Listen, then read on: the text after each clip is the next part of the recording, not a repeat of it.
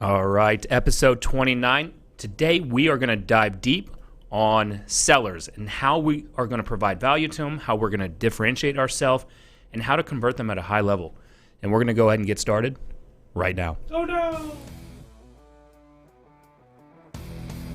Welcome to the only real estate podcast worth listening to, with your hosts Nick Good, Matt Kelderman, and Brian Force. Combined, they have 26 years of experience and have sold over 1,500 homes. Join them each week as they bring you everything you need to know about real estate. And now, here are your hosts, Nick, Matt, and Brian. What's up, everyone? Yo. It's Wednesday. It is Wednesday. It feels like this week has been very long already. Yeah, it does. Yeah. But that's because we've been doing so much business. Business and tacos. And I've been drinking a lot. Jesus, dude. Let's start the show. Yes. There's a goofy mood in the room today. It so is. Full disclosure, we Yep. don't have any idea if this is going to be any good. No, this is going to be great, first off. But, we are it's a weird mood. I mean, we're actually very prepared for this. We are. Yes. We talked about this in our Tour Academy bi-monthly mastermind on Monday. And so if you don't know what that is, go to touracademy.com and you'll find out how you can be a part of our mastermind group and all the courses that we provide that will teach you everything about our businesses and how you can put that into play, plug and play, into action so that you can increase your business. Also, if this is your first time listening, go ahead and join the only real estate group worth being a part of, and go to iTunes and subscribe and leave us a review, please. The greatest thing about joining the group is you get to see what happens to us when we fail at getting listings. Yes. And we get cussed out by people. So there was really good ones we there put. was one that I was going to post in there yesterday that went with that one lady who was talking about getting something eaten. Oh yeah, that one was out of control. Oh, if you don't know what we're talking about, join the group and go look at that post. But just like that's just like the little kid that doesn't know what he's saying, what it means. Like that, I was laughing so hard. That was like Shooter McGavin saying, "I eat pieces of shit like you for breakfast." That's exactly It's so much what it was, and then just instant regret. Well, I have one. I mean, I have one that we can top that. Okay. But it's only because it's not a seller lead or anything else like that. Our Boomtown number used to be an escort service number. That's nice. And so someone had said for 10 minutes they want to do some certain things. Oh man! And so some of the guys on my team like to just have some fun with that. Oh god, I love it. But we're going to talk about listings. Something cool. Before the show started, Matt was telling me how he went 4 for 4 yesterday. 4 for 4, son. That has never been done. It has never been done by me before. 4 listing appointments ran and 4 listings taken. And 4 taken. I think you went 1 for 1 today as well. 1 for 1 today. Said another for Friday. I'm on a freaking roll right now, boys. Yeah. Boom. And the best thing, I was talking to another agent from our office who was just asking, called today and was just asking like where Brian and I were getting our leads, and we were talking about all the badass stuff Brian does with Facebook. But I was also telling him, our lead sources are kind of all over the place. We talked about it a lot. Like the appointments I went on yesterday, there was an expired, there was an agent referral, there was a past client, and there was a semi-dead Boomtown lead that I candidly don't have any idea how the hell that got in there. Yeah. That was shaken out by another agent who turned out to not really have the juice and ended up bouncing really quick. Mm-hmm. And so I jumped back in. I was in the appointment. Adam says this all the time, Adam Hergenrother, about we have this generic time set up for listing appointments, like, it needs to be an hour. The listing appointment needs to be however long it takes to get the listing. 100%. I took a $1.25 million listing yesterday in 20 minutes. Like, that was from entering the door to exiting the house. Yeah. And I had never met this person in my entire life. Yeah. Right? We'd had conversation, but I hadn't met him before. So I think we just need to change everything we think about what it takes to take a listing. Because in my experience, it's all over the place. It is, and this is what we're going to dive into today. Is and we talked a lot about this on the mastermind too. Is like this idea that I think a lot of people get burned out because they work so hard to set appointments, but the idea, and I get real passionate about this because we're in a time right now where like our commissions are under assault and everybody's like, oh, you got to battle for your 6% and stuff like that. Like, I'll just tell you right now, I fundamentally don't believe most real estate agents are worth paying 6%. Like, I just don't feel that way. And I'm sorry, like, I just don't think they're as good as the people in this room or the people on our team, or just, candidly, I don't think of that about most of the industry. And the reason I don't think that is because when people get to that appointment, the reason that we're able to convert at such a high level is because we bring real value, right? Like I had a conversation the other day that I'm waiting for docs on 3 listings right now from the same person. It's a person that lives in California. They came through one of our lead channels. He said he had 3 houses to sell. What did we do to sell them? And take me through the experience of working with your team. I said, okay, I'm going to send you our marketing plan. Look that over. I'm going to call you back in a half hour. What are the 3 addresses, right? He looked that over. That's something we've taken a long time to craft. It explicitly states step by step what we're going to do to sell your home, and we use it as a mechanism to be held accountable. Yep. Right? Everything in here, you can fire me if I don't do, because I'm promising you with this, me sending this to you, this is exactly what I'm going to do, right? And then we had a conversation about analytics and numbers, what we should price at and things like that. And what I was able to convey to him in that time, between the way that I run numbers on houses, showing exposure, just everything that goes into this is what we should be asking for your home, and here's why. The dude was ready. He said, send me paperwork, let's go. Yep. Right? And I just don't really believe that most agents can bring the value, that type of value, that quickly and appeal to that particular sort of personality type to be able to convert somebody like that. Because I just don't think that we really, when we go on appointments, it's like, and I just say that because I've coached a lot of agents in the past, and I've worked with a lot of new agents, and I ran a productivity department for a long time, but that was all newer agents. I just don't think we know how to prepare to really, really, really bring value in appointments. And so I think that we don't. And I think that that's what leads, ultimately to an industry where people don't respect realtors the same way that they respect lawyers, even though the financial implications of having a bad one can be the exact same. Yep, absolutely. So let's kind of break that down then. How does one, right? That's something that is in our topic today. How do we provide value, right? You mentioned, Matt, about Elizabeth Austin and how she did the closing post. I think was it yesterday or the day before? Yeah, on the 10-day listing that she got a contract super quick. She took a 10-day listing, which is not something I always advise to do. Sweet move when it works, though, man. But that's also showing her confidence level in it. So how is it that we, or if you're a newer agent, or if you're joining a team and you're going to train, how are you going to help your agents get more confidence in that to provide that value? I mean, I don't think the super new agents are going to like this, because some of it is just getting into the middle of the Coliseum and getting bloodied up a little bit, right? Like, there's probably things that I say in listing appointments now that are part of my normal rhythm to a conversation that come from me getting my ass handed to me on a listing appointment somewhere in the past, right? So a little bit of it's time on task. I also think you have to be, I was talking to another new agent today about FSBO opportunities. Yeah. Right? Like, this whole notion that you can't set an appointment or you can't get in front of a seller every day, especially in our market, is false. Crazy, right? You should be able to set a FSBO preview every single day. Yep. And if you do that, and watch if your team has we have videos of our presentation, right? They have to watch a certain amount of times before they really get time to sit down and run it with other people. If you have the systems in place like that, I think you can do a lot before you get in the room. But some of it's just getting in there, getting your butt kicked. Some of it's getting in there, getting your butt kicked, and then we talked about this in our team meeting a little bit yesterday. There's a couple things. I think putting simple rules in place is incredibly important, right? So I think we focus on way too many things, and because of that, we don't focus on enough things at a high enough level, right? So I use the example. There's a book called The Omnivore's Dilemma that read like in college. I think that was like required reading. It's just like essentially it's about how everything's made of corn. But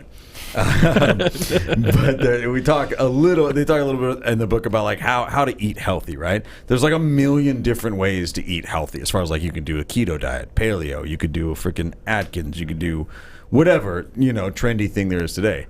In the Omnivore's Dilemma, it argues here's what you need to do to eat healthy: eat real food.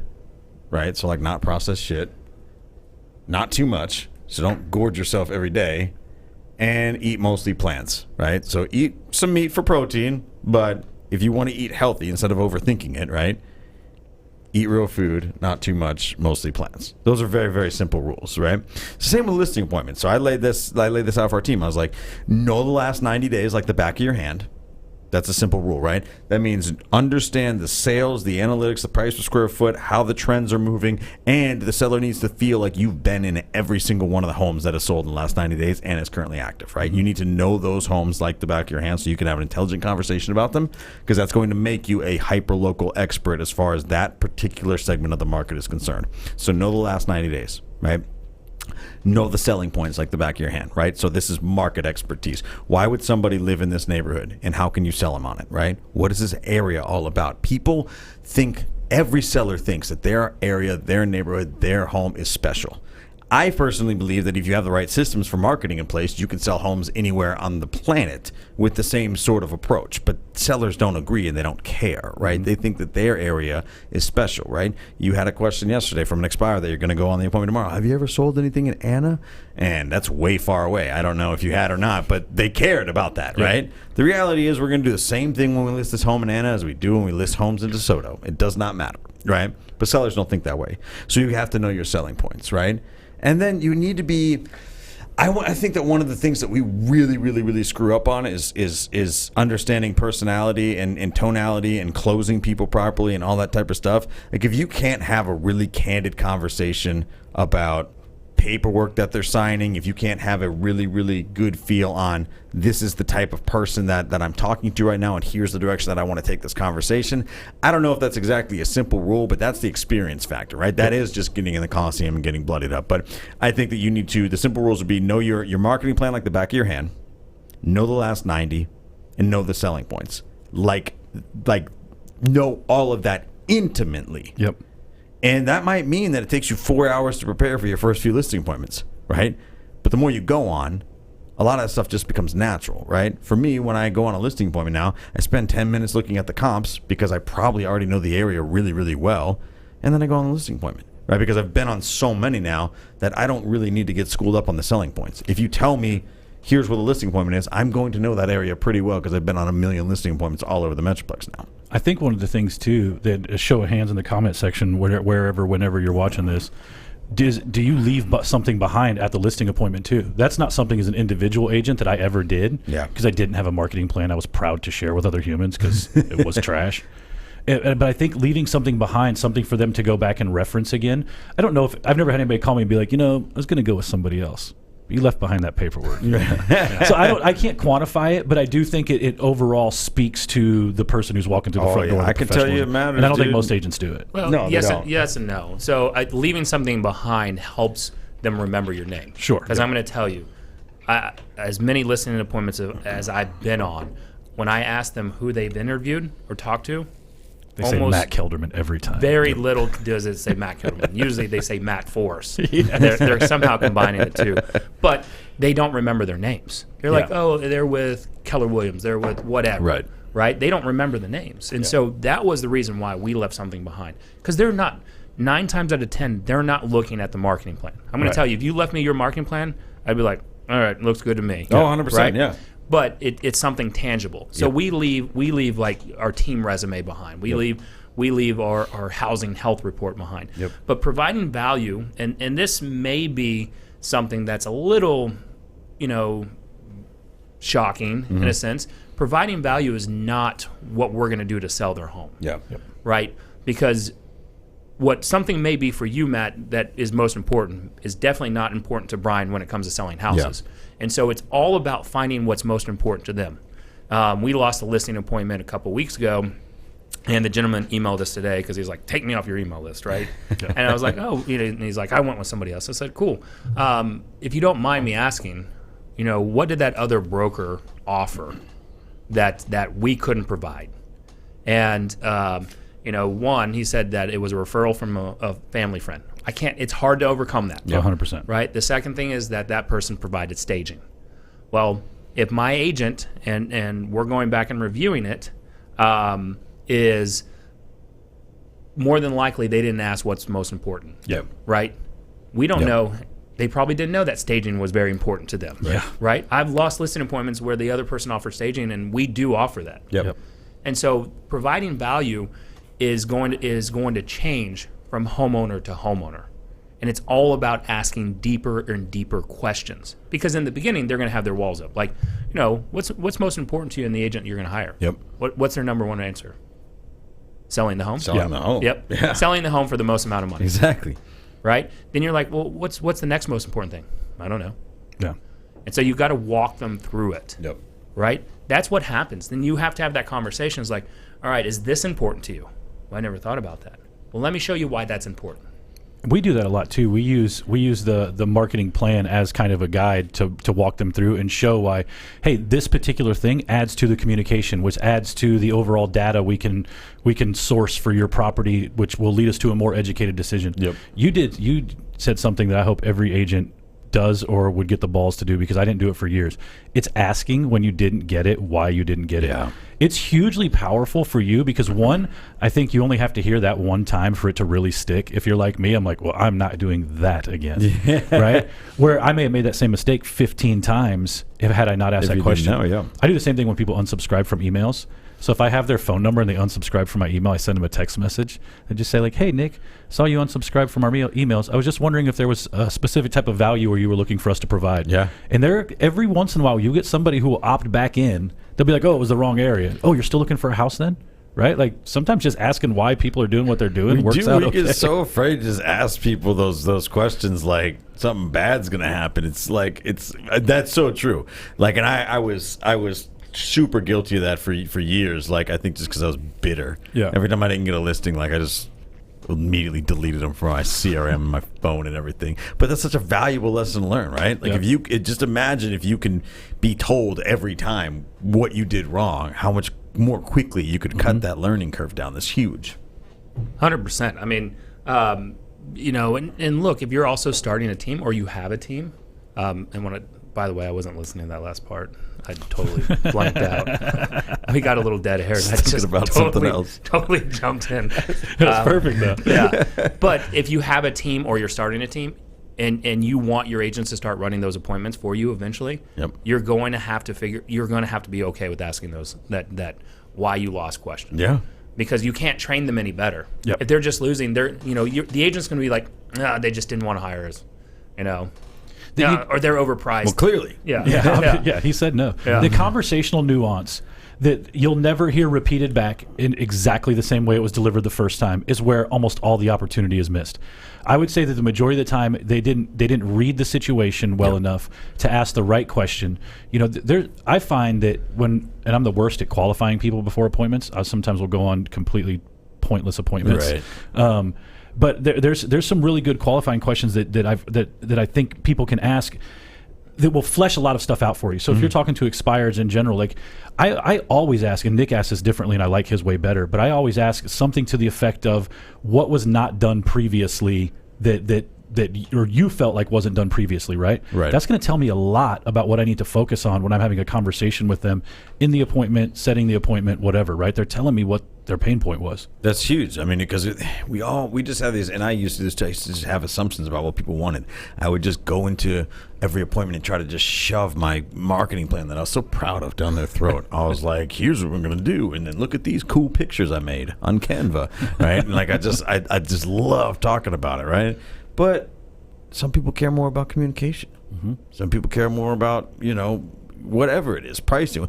There's homes that we've lost just because, I'm sure you guys have heard this too. Like, the other agent said they'd get a higher price, right? Like, I love shooting that one down though. And we can't. Here's the thing: if I have a conversation with you about price, and this is what I do now, right? And I did this the other day. If I have a conversation with you about price, I'm going to give you my honest opinion about price. If you start to give me pushback on price, I'm going to say, hey, look, this is my expert opinion. It's your home to sell. Unless you're trying to overprice it by 50% or something ridiculous, I'm going to still take the listing. I will price it at whatever you want. As long as we've had this conversation up front and you're holding me accountable to doing everything I said I would do marketing-wise, if this doesn't sell in the first couple of weeks, I'm coming back to you for a price reduction. But I will agree to price it wherever you want to price it.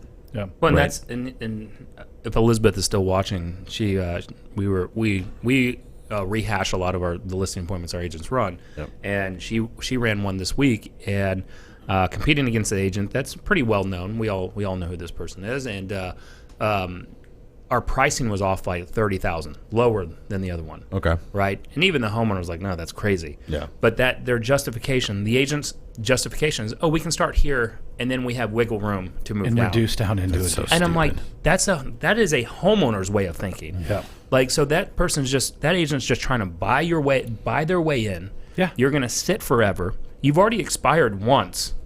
You want to go through the same frustration and pain points? Yeah, that's ridiculous. Yeah. I feel like those ones are so easy just to shred, though. Like the agent who's just overpricing to get the sign in the yard is for me, it's especially on an expired, because they've already been through it before, man. I love going to those appointments. I want to hear who the hell that was. I think I know who it is. Off the air, I want to know who that joker was.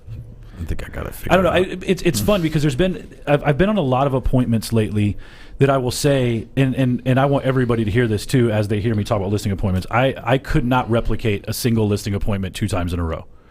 My listing appointments are not this cohesive. I go in with the same information, but I am reading the person from the second they answer the door on which direction it's going to go, right? Like, and I'm not saying that is the way that it should work for everybody. It works incredibly well for me. What that does allow me to do, though, and I've lost listings to more analytical people, I believe, because of this. But I also think there's a part of it that allows me to stay completely engaged in the conversation for the exact right amount of time. Mm. I never feel like appointments run too long or went too short. Yeah. Right? Like I always feel like they were the right amount of time, even if, I don't get the listing. I feel like the appointment part went okay, and it's usually something like the staging. It's something I just didn't incorporate or didn't read correctly. Well, that's not asking enough questions, honestly. And It's not reading. that's It has nothing to do with reading. It's all about asking the question. And I think that's where me not having a set type of plan going into it, those are the types of listings I lose because I don't do that kind of stuff very well.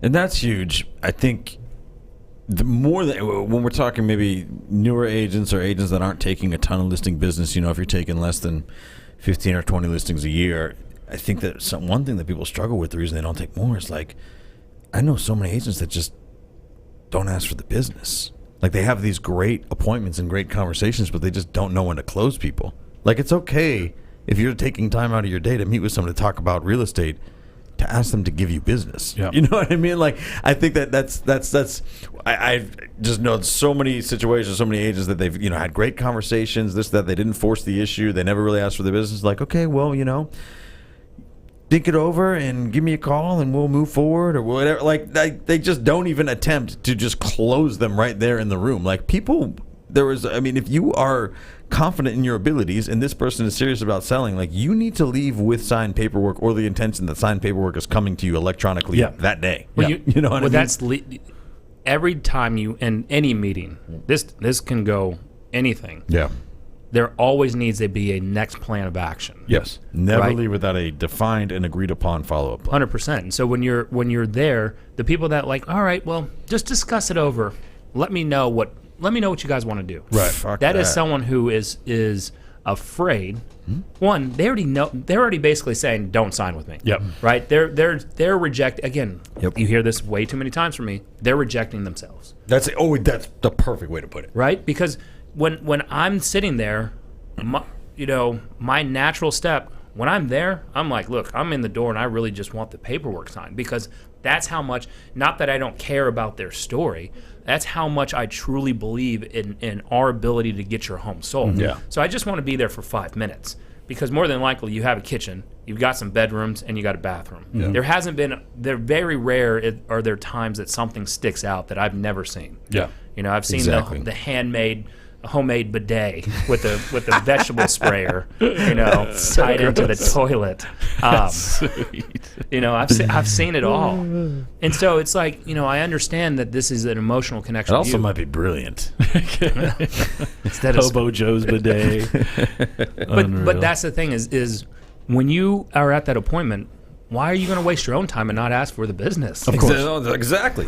And it's not. I mean, here's the thing. We're so, and I think you put it perfectly. We are okay with rejecting ourselves because then we can lie to ourselves. We are so bad at handling rejection from other people. And that's just like a mental gap you've got to get over. Like, I will lose listings for the rest of my career, I'm sure, but I will never not lose a listing because I didn't ask for it. Yeah. Like, that is just silly bananas to me. Like, and I think part of it is like we just don't know how and when to do it. Like that is an earned and learned skill, when to close people and how to do it, I think, properly. And part of it is just getting on a lot of appointments and failing. But you just hit the nail on the head. I don't often feel like my appointments are too short or too long. I think like after a bajillion appointments, it's pretty easy to know when it's time to get down to business, and I don't ever feel like I'm rushing people. Also don't feel like things are dragging on, because the longer they drag on, the harder it is to close people as well. Yep. When we've covered everything we need to cover, I just make sure, is there anything that I forgot to mention that I do that any other agents that they would do? No? Okay, fantastic. Is there any questions you have about pricing or anything like that? No? Okay, great.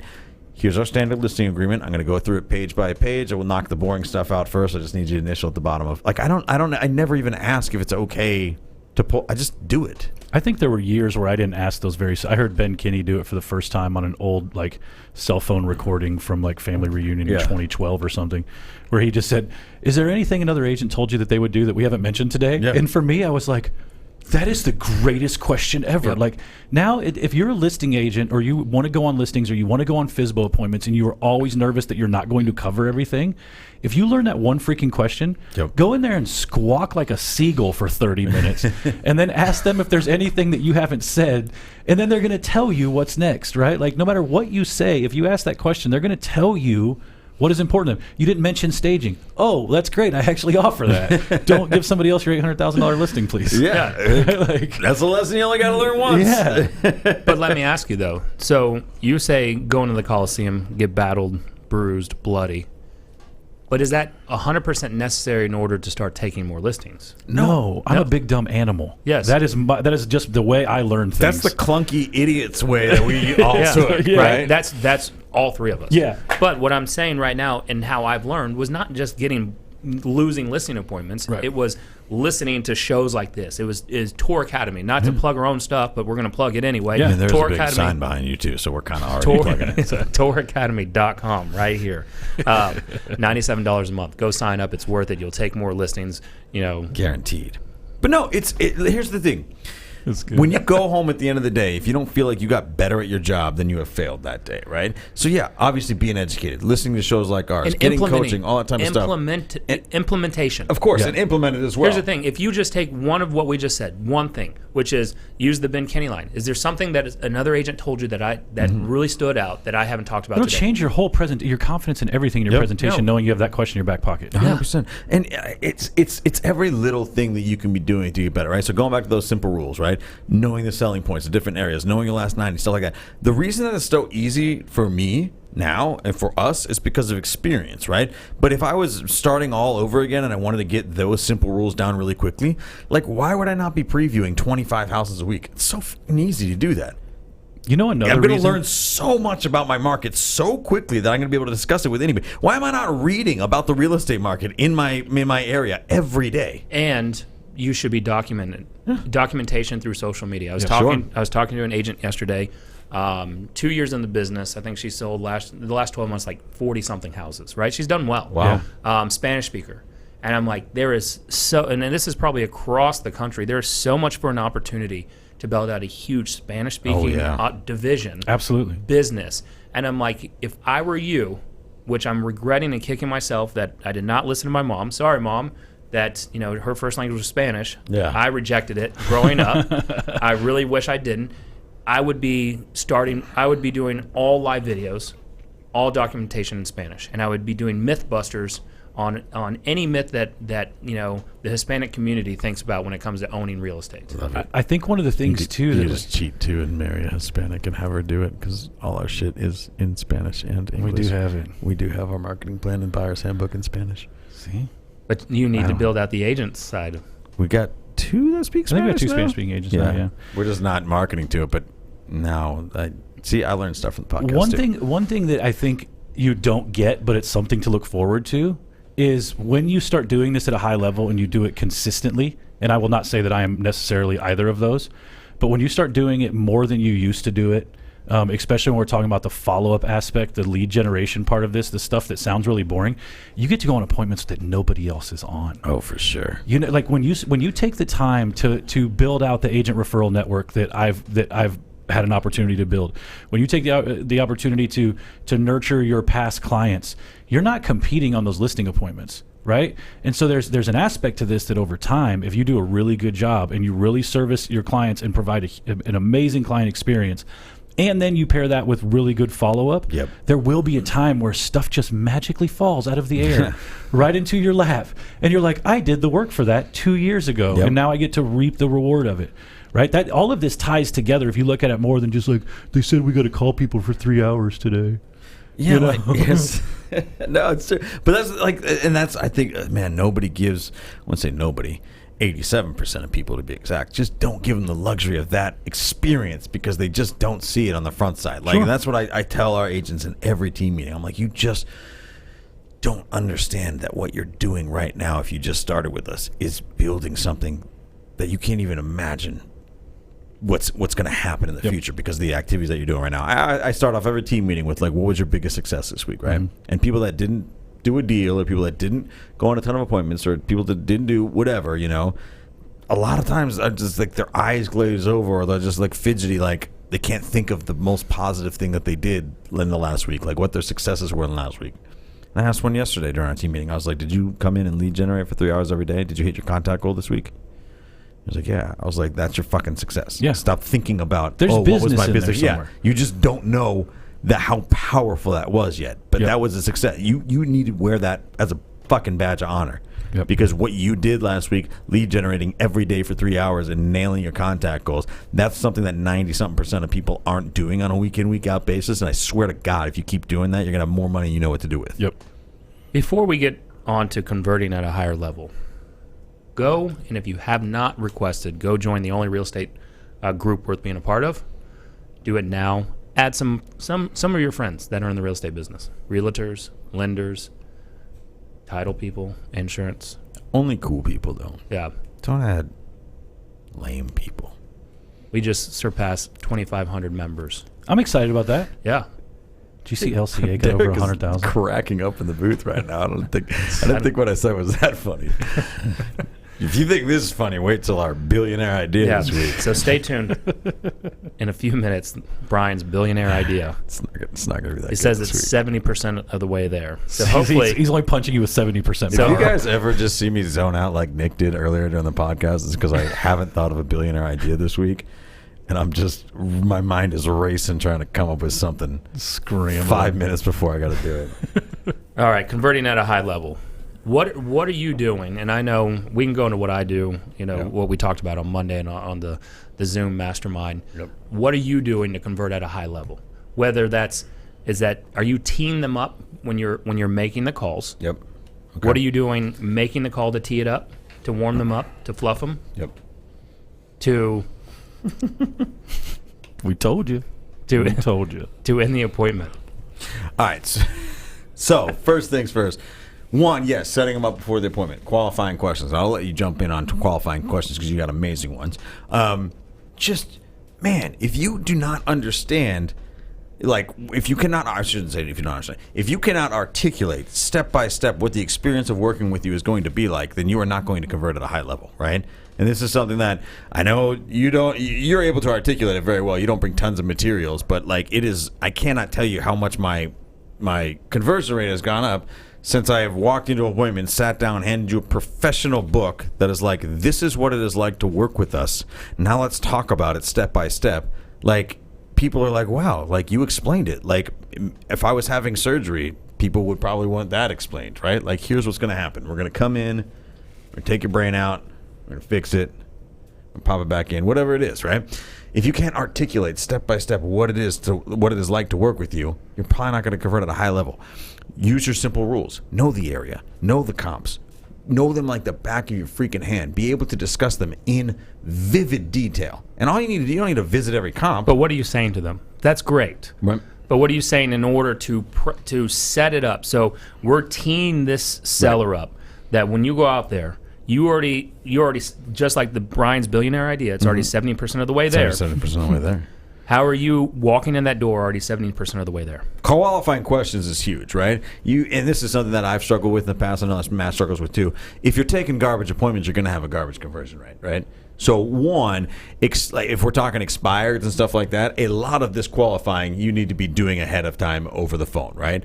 That is asking qualifying questions, where they're going, when they need to be there, what is their situation, why are they selling, what was their experience like, so you know what value to provide, right? The expireds are the easiest ones, I think, to provide value, because if you're asking the right qualifying questions, you know exactly what you need to appeal to. I always assume people want to know about my marketing plan because I don't know. I just like it a lot. He does. Because you built it. I mean, look at it. I'm like, don't you want to see a 1,000-page book? I spent so much time on this. Anyway, but no, if a lot of times people just had a shitty realtor that never talked to them and they got no feedback from their showings, right? So rather than talk marketing, I need to talk about how our operations director is a freaking beast that will haunt your dreams if you don't give her feedback, and how our communication is super flawless, right? And that's the value that right there is going to close them. So asking qualifying questions up front is huge. Who are they? What is their situation? Where are they going? When do they need to be there by? Are they talking to another realtor? What is important to them about the professional that they hire? Talking to another realtor. Why would you bring that up? Because I want to know what my competition is, and I'll just flat out tell you that. Yep. Right? Yeah. I want to know if you're talking to anybody else, because I need to know if I'm going to fucking bring it today. That's the thing. Exactly. But I will tell you the hesitation that most people have when we ask our qualifying questions, and that was one of the things that even when I started doing it, I'm like, why do I want to bring up somebody else? That's my competition. Right. It'd be like going on a date and be like, hey, are you dating anybody else? No, but I guess maybe I should. Here's I'm going to start thinking about it. Confident person might ask that question, right? Like, I'm not super worried about it. Here's the one. I would venture to say that in the past 90 days, I've probably had as many expired conversations as anybody in this city. And I will say that they are probably saying two things. They want to talk about marketing and they want to talk about communication. Yeah. But the most important thing that I have found is they need to understand that you are coming over there with the intention of asking for their listing. It seems like it should be an understood part of the process. It also seems like for most of us, yeah, exactly. I have been on appointments in the past, and we have agents on our team recently that has brought back this fresh reminder that sometimes people will invite you over to their home when you thought you've had a very, very pointed conversation with them, and they didn't realize you were there, right? Like, to list their home. Maybe they already signed paperwork with somebody else. They thought you were a buyer. Like, I don't know what the scenario is, but if you haven't went on an appointment that you weren't really supposed to go on, have you really sold real estate? Yeah. No, it's so true, man. I've been there in the past, early in my career, and yeah, it's one of the easiest lessons to learn, but it's probably something you don't until you go through it. Like, ask the right questions. Don't be like, here's the thing. How can you respect yourself as a professional who is worthy of this person's 6% if you're not even confident enough making sure that the intention of the appointment is stated ahead of time? Yeah. Right? Like, we will do anything for the most part just to get appointments for a lot of us. That's crazy talk. Your time is so valuable. Everyone needs to know why you're there. Yeah. You know, and what you expect the outcome to be. So what we do is, when we're getting to setting that appointment, like basically it's like, all right, Brian, I look forward to meeting with you tomorrow at 10. Before I let you go, just real quick, got a couple more questions for you. When I come out there tomorrow at 10, if everything makes sense to you, right? And I know that with our proven marketing plan that we sell over 200 houses, we're going to blow your socks off, right? I already know that. But if everything makes sense to you, would there be any reason why you wouldn't want to do business with us tomorrow when I meet with you at 10 a.m.? It's such a tough one to ask, but it's so powerful. I've never asked a question. And I will tell you, I've done it before. I maybe do it about 20% of the time, and I don't know why I do it more, because it's one of those things that I'm always scared to do, but it always seems to work out. It's such a good question. Well, here's the thing. When you're doing it, when they're already saying yes, you already know that you don't, again, Brian's Billionaire Idea. I'm really selling this one now. Better be good. We better be at 100% by the we get there. It wasn't that good. We'll see. But we're already 70% of the way there when they say yes, right? Because you know that you can walk through and show them the value, right? The other thing is, when we're walking through our list of qualifying questions, and I'd be happy if you add somebody, if you join our group, the only real estate group we're being a part of, and you add more real estate agents in there, go ahead and mark done on this, share the show out. I'll be happy to share qualifying questions in there. Awesome. Would it be a problem for you if I sold your home in the next 30 days or less? This doesn't make any sense what you just said. All right. What's going to happen is Nick's going to post a status reiterating what he just said. Comment done on that. Don't comment done on this episode of the podcast because this is going to get pushed down after a while. Nick's going to do a separate post. Am I? In the group. And then comment done. But you've got to that. join the group. Yeah, you got to join the group. And you've got to add and then people to add the a group. friend. And Now then there's too many comment rules. on that post. Yeah. Join Just the feel group. like the only real estate group. People worth are being a not part going of. to know where they're supposed to go. Add people to the group. We need people in this group. I'm sorry. You do that and you'll get good questions. But we want them to engage on this feed right here. We need this feed going. No, it's just this gets pushed down because we post a lot of content on this page. Or people stop watching because we're talking about this. It doesn't matter. Continue with what you're saying. I'm sorry. If I were to sell your home in the next 30 days or less, would that pose a problem for you? Problem for you. I love like that question because I think it gets down to where they're going next, right? Like on the surface, I'm like, Yeah. of course it's not. But I do think there would be some people would be like, I don't have anywhere to go in 30 days. Here's the thing, like all you're doing, and this is so powerful, I don't think that people realize the power. All you're doing is affirming the things that they're already thinking. For the most part, yeah, there are some people that don't know where they're going in the next 30 days, and then you really want to ask that because you want to know what their timeline is, right? But you're getting them in the mode of confirming what it is that they're trying to do and then reaffirming their feelings towards it, right? And it just gets their juices going again as to like, okay, we're in business mode right now. Yeah. And that's just something that a lot of realtors want to be in relationship building mode all the time. It's really important to know when to be in business mode. And asking questions like that get people in the right mindset to say yes to you. You want to know another one that most people don't ask? I feel like this is going to be dirty, but I know it's not a bit. It's not not on this one. No. I mean, I already used fluffer. Yeah. we got our one in. Will all the decision makers be present? Yes. Yeah. Yep. That's huge, You too. know what? I can guarantee you 99% of people don't ask that. And how many times have you gone on an appointment and you're meeting with the husband? He's like, oh, yeah, I need to talk it over with my wife.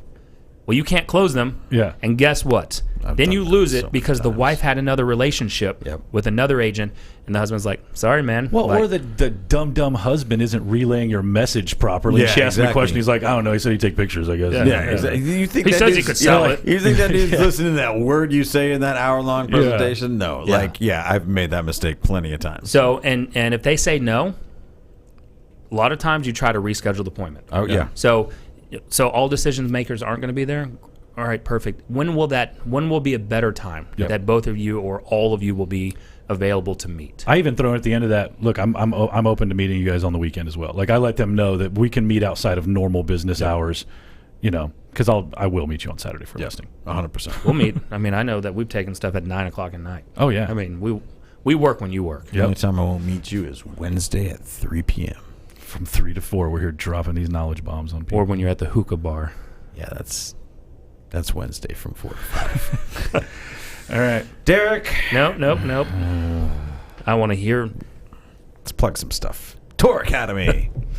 Sign up. TourAcademy.com. Derek, I think this one is important in context. I'm ready for it. Let's do it.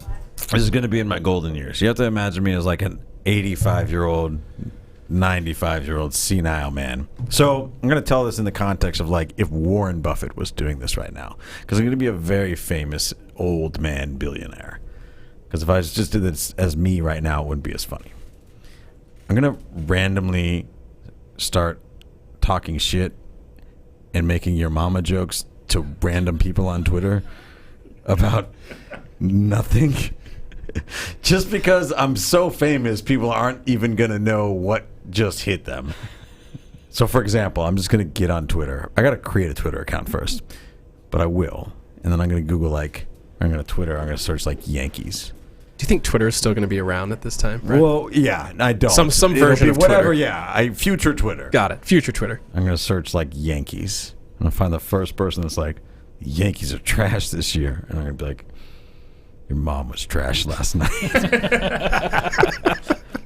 Like the 95-year-old billionaire Warren Buffett just randomly talks shit to me on Twitter, and then I'm not going to respond. I'm not going to engage in this. I'm just going to be dropping these little bombs all over. People will be like, New Avengers sucks. I have a question, though. I hate to interrupt these, and this is certainly never a path I go on social media, but don't we already have a billionaire starting shit on Twitter? And I'm going to be like, Is this really an idea? We currently have this? I'm not saying there was an influence for the idea. I'm just going to take it a step further. You have to remember, this is after all the other things are already implemented as well. I'm going to be like, I avenged your mom last night. Like, why are you doing this? And then I'm not going to respond. I'm just going to move on to the next guy. So I'll sit there. I figure probably I'll have a lot of free time. 10, 12 hours a day I'll be doing this. And then it'll sort of become a thing where you're just hoping that I talk shit to you on Twitter. So people are going to get weirder and weirder with the stuff that they post, trying to pique my attention. It's sort of like how really low-level rappers will always call out like Jay-Z and their bullshit rap songs, trying to get a response from him, even though he's not going to engage in that. People are going to start posting more and more weird stuff online to try and get me to talk shit to him. And that's how I'm going to drive the world into chaos, Derek. Is that just a world ender? I think so. I think when everybody's seen all you need to see. I think when everybody's trying to be their worst self online to get a rise out of one man, I think that's probably it for us. Well, and welcome to present day. Yeah, I was going to say that hit a little too hard to home. I didn't even mean to reference that, but wow. TourAcademy.com. Take us out. Yep. Bye-bye.